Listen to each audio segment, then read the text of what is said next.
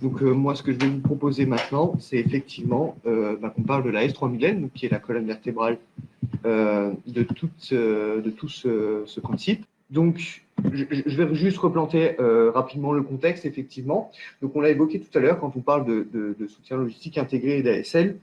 La chose principale que l'on va utiliser, c'est un système principal, donc un système ou un système de systèmes qui peut être composé donc, de plusieurs systèmes. L'objectif étant, donc, comment on va reconnaître ce système? Il aura certaines caractéristiques, comme le fait d'avoir une complexité technique, une indisponibilité critique, une haute technologie, des longues durées de développement et de longues durées de vie et de service. L'objectif va être de concevoir donc, le système de soutien, qui fera donc la somme de ces deux systèmes pour un système global qui répondra donc à tous les enjeux qui sont fixés dans le cadre du contrat, donc à savoir les enjeux liés à la garantie de la disponibilité, à la maîtrise des coûts, et à la maximisation de la soutenabilité. Donc pour parvenir à tout ça, on met en œuvre effectivement donc le corpus ASD avec donc d'un côté une partie ingénierie de la maintenance, une partie gestion de la maintenance, une partie approvisionnement, documentation, feedback et retour d'expérience et tout ce qui va être maintenance connectée. Donc chacune de ces briques sont couvertes effectivement par une des spécifications du corpus ASD. Celle qui va nous intéresser aujourd'hui, c'est l'ingénierie de la maintenance et plus particulièrement celle associée à la S3000N. Donc la S3000N, qu'est-ce que c'est? Donc la première version de cette spécification est née donc, en juin 2010. La première évolution a été publiée en juillet 2014 et la dernière édition date d'avril 2021. Donc elle comprend 736 pages et 22 chapitres. Elle est appliquée sur certains programmes aujourd'hui, comme le programme Scorpion ou le programme Syracuse 4 dans le spatial. Donc ça, je n'insiste pas dessus, dans la mesure où Sébastien Olivier a déjà proposé cette présentation. Donc, ce qu'il faut savoir sur cette spécification, c'est qu'elle contient donc, trois grands volets. Un premier volet qui va être le processus de management. Donc, l'intérêt de ce processus de management proposé par AS3000N, c'est qu'il décrit des activités qui sont à faire avant la contractualisation, mais aussi après la contractualisation. Donc, avant, on va s'assurer que les décisions dimensionnantes pour le soutien ont été considérées. Et après, on va avoir toutes les activités et tous les livrables qui permettent de suivre le processus tel qu'il a été défini pendant la phase de contractualisation. Donc ça, c'est un point qui est assez intéressant puisqu'on va retrouver donc, toutes les réponses à une majeure partie des questions qu'on va pouvoir se poser et qui vont avoir lieu autour de la contractualisation. Concrètement, ce qui est proposé, c'est qu'avant la contractualisation, on ait ce qu'on appelle une stratégie globale, des énoncés des travaux et un plan préliminaire, et que après la contractualisation, on passe sur tout ce qui est la description du plan ASL dans un premier temps consolidé, qui permettra d'avoir tout le processus qui a été retenu et les analyses qui vont être réalisées, la liste des livrables intermédiaires et la liste des livrables définitifs. Donc, ce processus de management, encore une fois, il est décrit complètement dans la S3000N et il permet vraiment de suivre un programme S3000N. La deuxième partie de cette spécification, c'est le processus métier. Le processus métier qu'on peut synthétiser donc en 3 étapes. Une partie arborescence, une partie candidat et une partie analyse. La partie arborescence qui va permettre donc, de se représenter le système, une partie candidat qui va être toute l'activité qui va permettre de sélectionner les éléments pertinents aux analyses, et l'analyse qui va définir toutes les données de soutien. La partie arborescence qui permet de se représenter le système, ici. Donc, on va avoir, dans le monde du soutien, plusieurs arborescences qui vont nous permettre donc, de communiquer les uns avec les autres. On va avoir des vues design, par exemple, qui représenteront l'intégralité du système sans notion de hiérarchie, une vue fonctionnelle, qui sera un outil d'analyse, et une vue du système hiérarchisé d'un point de vue soutien. Donc, c'est notre fameuse arborescence logistique. Une arborescence, ici, il faut voir que vous avez donc un système complexe que vous allez décomposer et que vous allez pouvoir décomposer suivant plusieurs points de vue. Donc, ça peut être des points de vue fonctionnels, des points de vue physiques, des points de vue zonales, et aussi suivant une profondeur d'arborescence qui va être plus ou moins importante suivant les objectifs que vous serez fixés. Donc, on arrivera à ce type d'arborescence ici, où vous voyez qu'au centre de notre élément, de notre schéma, on a un système qui représente ici un satellite, et donc on va avoir décomposé chacune de ces parties. L'objectif de cette arborescence, c'est avant tout d'être un outil de travail qui va nous servir à nous, à la réalisation de nos analyses, et aussi un outil de communication qui va permettre donc, de mettre la cohérence entre les différents métiers, et notamment donc, la documentation technique via la S1000D et les approvisionnements via la S2000. Une fois qu'on a passé cette étape, on va pouvoir passer à la sélection des candidats ASL, où là, tout l'objectif, ça va être de cibler les éléments qui vont être vraiment critiques pour notre système. Donc critiques suivant plusieurs points de vue, critiques soit d'un point de vue sécurité, soit qui seront générateurs de coûts, soit qui auront un impact sur la disponibilité. Donc ces éléments-là seront définis comme des candidats ASL, ce sont des éléments dont le soutien sera étudié. Donc, si on reprend notre arborescence, on va avoir ici donc, notre décomposition qui est faite et suivant les décisions qui auront été prises dans l'analyse des candidats ASL, on aura donc certains éléments qui sont des candidats plutôt complets, c'est-à-dire on aura un set complet d'analyses dessus, notamment toutes les analyses liées à la sûreté de fonctionnement, avec les AMDEC, les analyses de disponibilité, les analyses de fiabilité, et des candidats partiels, donc qui seront des éléments partiellement analysés, donc c'est-à-dire qu'ils auront que des analyses liées à la maintenabilité plutôt. La différenciation entre candidats complets et candidats partiels, c'est que vos candidats complets auront un impact direct sur vos performances de soutien, donc c'est-à-dire que c'est des éléments qui vont dégrader votre disponibilité, pour faire simple. Les candidats partiels, eux, auront ce qu'on pourra appeler un impact indirect. Si on prend un exemple pour illustrer tout ça, vous avez une pompe, cette pompe, ce sera un candidat direct parce qu'elle pourra avoir des défaillances. La trappe d'accès qui vous permet d'accéder à la pompe, elle sera un candidat partiel. La trappe n'aura pas de défaillance. Par contre, si vous pensez mal à maintenant, si vous n'avez pas les bons outillages pour déposer votre trappe, vous allez perdre du temps. Donc c'est juste qu'entre les deux, le set d'analyse qui sera réalisé sera différent. Puisqu'on l'a abordé, on va passer maintenant à la troisième partie qui est les analyses et donc la définition de toutes les données soutien.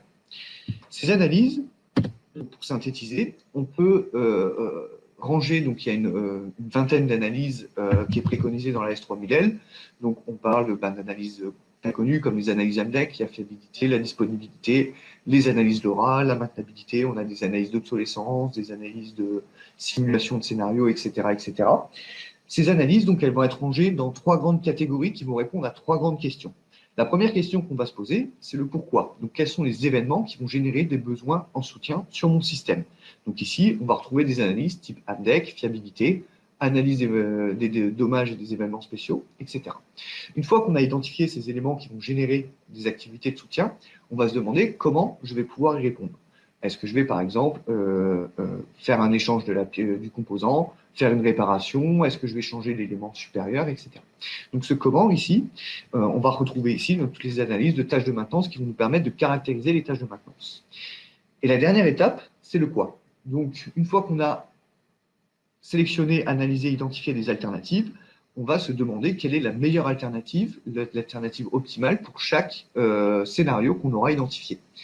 Donc ça, c'est un point important qui est relevé en S3000L, qui est à relever en S3000L, c'est qu'on a la possibilité, assez simplement, donc de réaliser des plans de maintenance qui vont être mis sur mesure par rapport à l'utilisation qu'on va faire d'un système. Donc quand on répond à la question quoi, on répond à la question quoi dans le cadre de différentes utilisations qui vont être faites sur un système. Donc si on prend l'exemple, par exemple, de l'armée de terre, qui a donc une parc d'emploi et de gestion des parcs, une politique d'emploi et de gestion des parcs, la PEGP. Donc, on peut très bien imaginer des plans de maintenance qui vont être différents au sein de la même ASL, j'insiste, des plans de maintenance qui vont être différents suivant l'emploi qu'on va faire des différents systèmes. Donc, pour synthétiser tout ça, vous avez des exigences, des contraintes de sécurité, des exigences de coût, des exigences de soutien. On va passer tout ça dans notre moulinette ASL qui va nous permettre d'analyser notre système et de proposer des solutions.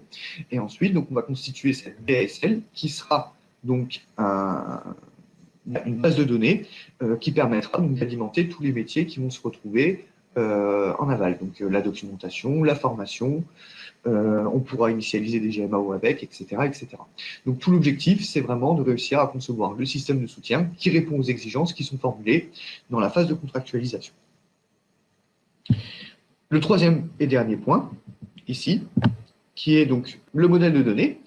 Donc, ce modèle de données, effectivement, comme l'a souligné Sébastien tout à l'heure, donc il est pensé et généré de manière à pouvoir faire communiquer tous les différents métiers les uns avec les autres.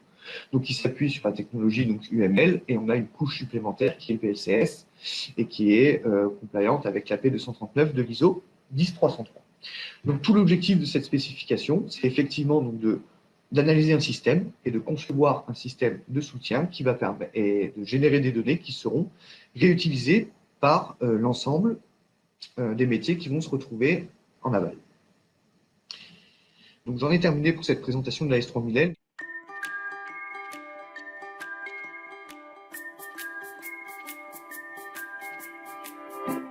Comment imposez-vous à vos fournisseurs ici l'imposition d'un standard? Est-ce par un système de fichiers ou délégation SI? Qui lie l'administration aux fournisseurs, c'est un contrat.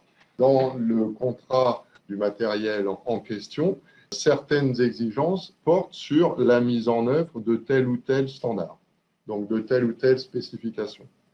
La première exigence, c'est on cherchera à implémenter la 2000M. La deuxième exigence, c'est pour la mise en œuvre, le titulaire élaborera un document d'application, le fameux guidance document. Et c'est l'invariant, pour la mise en œuvre de chacune de ces specs, il est demandé un document d'application pour savoir qu'est-ce qui va être implémenté du standard sur l'opération qui nous intéresse. Question de la roadmap globale entre les forces qui permettrait aux industriels d'appliquer une seule et même norme.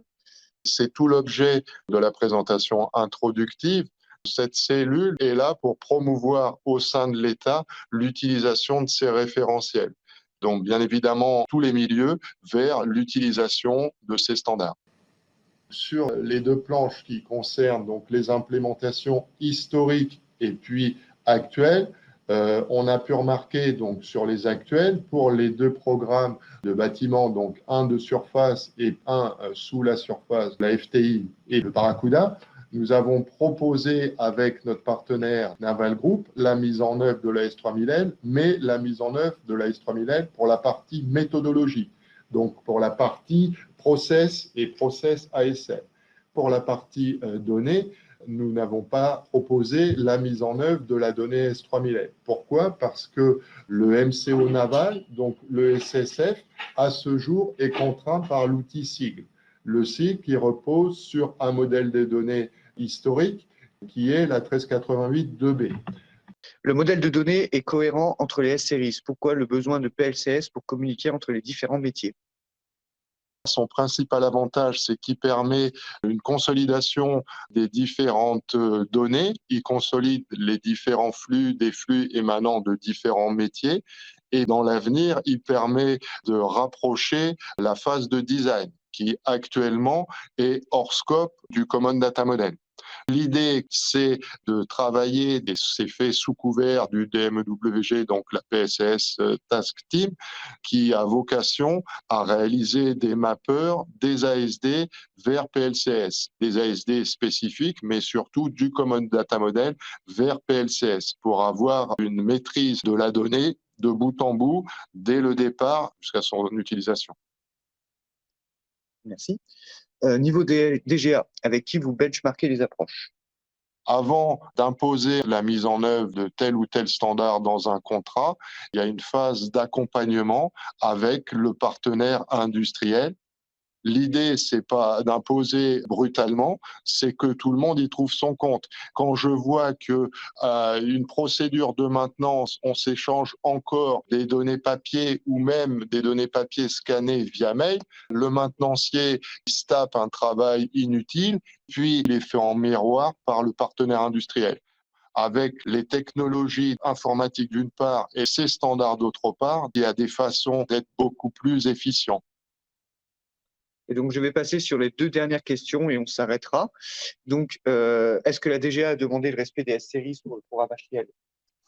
Pour le programme HIL, il a été proposé et travaillé avec le partenaire Airbus et Safran, la mise en œuvre de la 1000, de la 2000 et de la 3000. Voilà où on en est à ce jour. Et donc, la dernière question, quelle solution software avez-vous pour rassembler les travaux des S-Series? C'est tout l'objet de la planche qui s'intitule Standards et applications. Pour la 2000M, nous utilisons la solution APART développée par la société allemande ESG. Puis, pour fédérer sur l'utilisation de la 3000 et de la 5000, nous utilisons les solutions applicatives développées par le partenaire LGM, respectivement ELSA et Cindy. Très bien. Alors, je me garde le mot de la fin. Donc, je vous remercie d'avoir participé à cette présentation. Je remercie aussi Sébastien Olivier d'avoir été là. Si vous souhaitez aller plus loin, n'oubliez pas qu'il y a les prochains épisodes qui seront à partir de vendredi prochain, donc sur la 4000P, etc. Et si vous voulez encore aller plus loin, sachez qu'on a tout un set de formations sur toutes les spécifications du corpus ASD. Donc pour en savoir plus, rapprochez-vous de la LGM Academy. Donc vous trouverez le site en ligne et n'hésitez pas à poser toutes vos questions à la LGM Academy. On vous répondra avec plaisir.